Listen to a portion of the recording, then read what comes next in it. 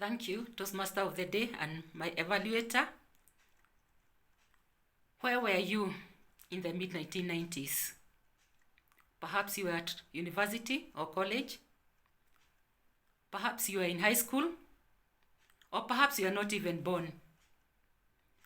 I was working at the Standard newspaper, and it was around this time that I first heard about Toastmasters International. Toastmaster of the Day, fellow Toastmasters and esteemed guests, my name is Esther Kamwero, and I want to share my Toastmaster journey with you. This is a journey that begins with a party at the Pan-African Hotel in Nairobi. At the time, the Standard was organizing end-of-year parties for staff, and these parties were mainly for people to get together, to interact, and to get to know each other at a forum where they were not at work. And it was during one such party that I had my first public speaking engagement. As luck would have it, the person who was slated to give the speech for the editorial department, of which I was part, did not turn up.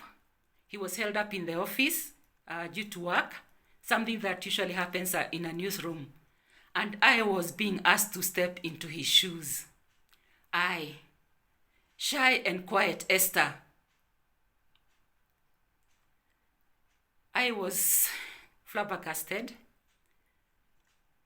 but I approached the podium. Heart pounding, mind blank. I began to speak. I began to speak with a small, trembling voice, shaking like a leaf in the wind. To date, I have no recollection of what I said at that meeting. Mercifully, there were no cell phones then, and nobody recorded it. But lack of evidence does not remove the incidents. The following week, the advertising manager invited me to his office for a cup of tea. He complimented me on the speech, and he pointed out areas in which he thought that I could improve. At the end of it all, he told me about this wonderful organization which teaches people how to speak in public. His words. Of course, he was talking about Toastmasters International. I joined the Nairobi club, but I attended only 2 meetings. My work schedule would not allow me to go further, and I dropped off. Fast forward to 2013, and I relocated to Nyeri, where I felt I was actually considering starting on a new slate. After settling down, one of the first things that I wanted to do was to align myself with like-minded people who thought like I do. As motivational speaker John Rohn says, you are the average of the 5 people that you associate with the most. And I wanted to ensure that I associate with people who are interested in personal growth, just like I am. I find that I'm invited to give speeches, both impromptu and prepared, but I feel deep in my heart that there's something I can do. I can do it better. I can improve myself. And I especially feel that I can improve myself in these 3 areas, in the area of stage fright, in the area of mind going blank, and in the area of retaining audience attention.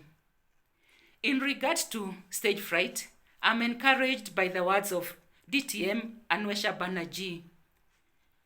In the Toastmaster magazine of June, she says of stage fright, do not get over it, get used to it. That is my aim. In regard to mind going blank, I believe that this is not an insurmountable problem, and there are what is known as the 3 P's that I ascribe to. That is preparation, practice, and patience. As ancient philosopher Plato says, a wise man speaks because he has something to say. A fool speaks because he has to say something. With preparation, I'm sure that I can have a lot to say. In regard to mind going blank, finally, I would like to say that in order to retain audience attention, this can be helped by being relevant, by being interesting, and being encouraging and interesting. Finally, I would like to end with the words of Franklin Benjamin, who tells public speakers, and I quote, "Be sincere, be brief, be seated." Toastmaster of the day, I beg to be seated. Thank you.